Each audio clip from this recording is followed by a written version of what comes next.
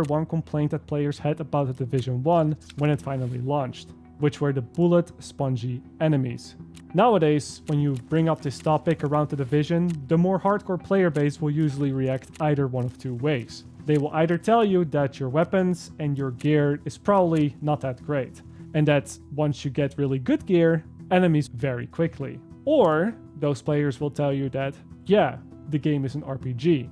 Bullet spongy enemies is kind of like part of the genre. The thing is that both of those answers are accurate. If you get good gear, enemies die faster, and bullet spongy enemies are part of the genre. But that kind of sidesteps the complaints that players had. Because while it is part of the genre, and while good gear can fix that problem, many players simply didn't think that Division was going to be that type of game. They didn't think it would lean that heavily into its RPG mechanics. So when they're saying that they didn't like the bullet spongy enemies, what they're actually saying is that they didn't enjoy the genre of video game. What they expected was something with a little bit more emphasis on the shooting, something along the lines of a tactical shooter, with RPG light mechanics attached to it. I looked at it, I'm like, okay, tactical shooter. Found out that it's not just the tactical shooters. And you can't really blame the players for this either, because there's plenty of footage of stealth takedowns that was shown pre-release,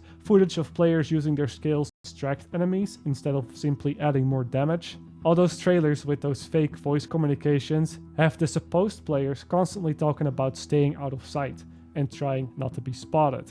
Okay, let's take these guys out first as quietly as possible. The dynamic weather and day and night cycle was always mentioned in interviews and was forefront of the advertising material.